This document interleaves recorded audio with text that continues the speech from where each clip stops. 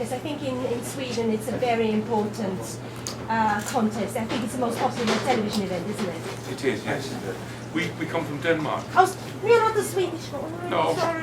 but we look like Swedes. No, but you're the Olsen Brothers. With the Olsen Brothers. But we are from Copenhagen, Denmark, my dear. Sorry, No, because I but- love the song "Fly on the Wings of Love" and all that. Sorry, I'm Yeah, no, really it's sorry a about company, that. no But problem. it is popular in the Scandinavian countries. Let's put it like that. Yeah, it was really a hit all over Europe, if you think of the Fly on the Wings of Love. But what is true about it, that the performance where we won was in Stockholm, in Sweden. That's true. That's a point. Yeah, okay. No problem. But it was a big stepping stone for us, because we started off, we have now 50th Jubilee this year. We started off supporting the Kings in Copenhagen in '65. My brother was 11, I was 15. And then later on, had the main part in the hair show. I was Crawl.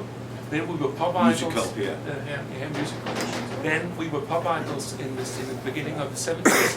We were in London to produce 2 albums with Peter Knight, who did the Moody Blues, and then Like a Roller Coaster. And then We had some hit later on in the late 70s, and then some hits in the 80s, especially in Germany and those countries. ESCKAZ, Germany, Austria, Switzerland. And then it's like Johan says, it's a roller coaster. And then it went down, down, down. So I mean, we have tried to play the biggest Budokan Hall, and we've tried small pops, you know, to play that. So that has been a tremendous tour through the last 50 years. Ups and downs. My country, Austria, will host in this event. And what do you make of a song contest nowadays? How much has it changed? It has changed more. The Eurovision is a song contest, but now there's so much emphasizing on other things than the songs. It's the production, it's how we address them. That has changed. We were just in black suits and with 2 guitars. So if you just make a comparison to the bearded lady, sorry, that's what we call her in Denmark. That's a big gap if you're looking at 15 years, the change. But there's also a change that 15 years ago it was possible for us to sell 1 million albums, for instance, at that time, because it topped the CD sales at that time. And nowadays we don't sell it, which is a completely different situation. Yeah, it has changed. You said that the Eurovision has changed, got a bit more serious, more professional. But don't you think that if it gets too serious, it's going to be boring? Do you think there should be an element of... Yeah, absolutely. Yeah. I think it has to be a human element, always. And not just the lighting and the dresses and whatever. We are all just human beings. And the way that my heroes, they went on stage and they performed. The Beatles, for instance. Whatever. They were just human beings playing their music. And that's what I respect very much. Given this career before, what did Eurovision do for you? Was it a good thing? Well, it was a good thing. It was a good Yeah, thing. It was fabulous. because we suddenly began to sell a lot of records after that, and fortunately we had some hits from before, which was a good thing for us. So if we play in Germany, whatever, you know, they would know more songs than only Fly on the Wings of Love, which is good for us. And we had the chance that we thought, if we might win, we had a complete, finished, whole CD ready. And we were EMI artists. And on all the desks of the EMI producers and offices around Europe, they had that the Monday morning. They had that whole CD on the desk Monday morning, which meant that they could just press the button and we were flying on the wings of love. To get back to the question about the difference, I don't know if there is a difference, but from that time until now, up to now. But I think one of the most important things with that program is that it's the family. It's very important for me as a father, grandfather, and so on, that it stays on being a family program. Everyone is allowed to say, I want that song, I love that song, I don't like that song. And it's a very peaceful European moment every time it shows up on the screen, I mean. And it's for me personally very important that it stays a family program. What do you think about the UK's entry for this year? I'm so sorry. I'm so sorry. So sorry. The only actual thing we've heard is not even the Danish one. We've heard the Swedish one. They played it for us yesterday, and that was really, really good, I think.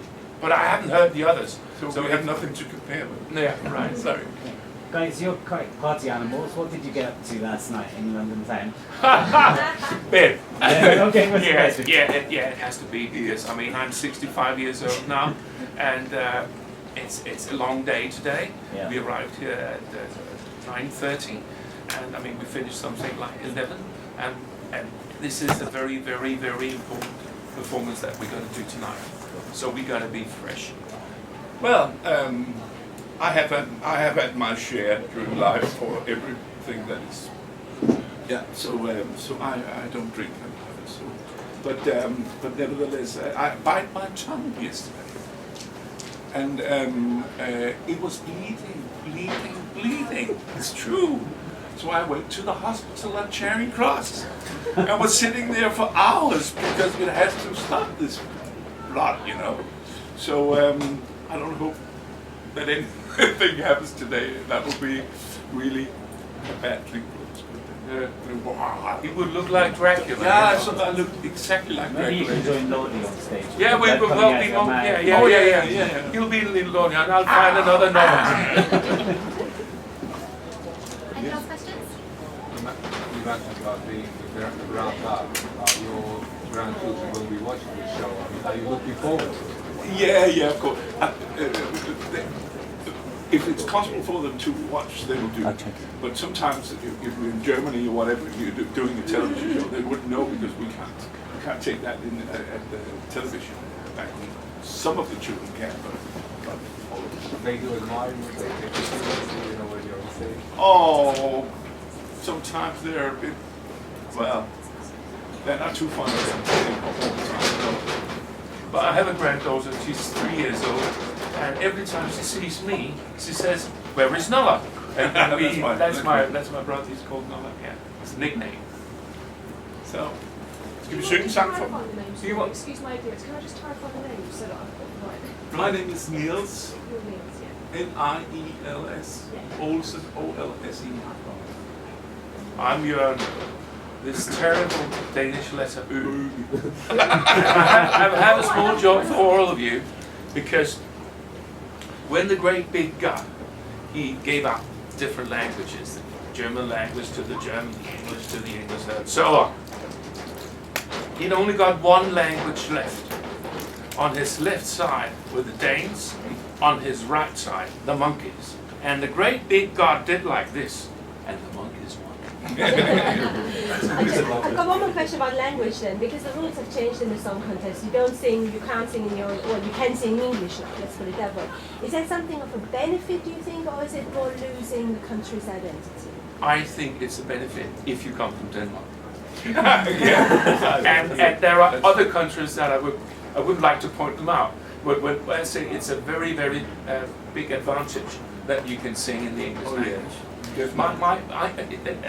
I once wrote a song called Eagles. Would that, if I had to translate that directly into Danish, it would be Ørne.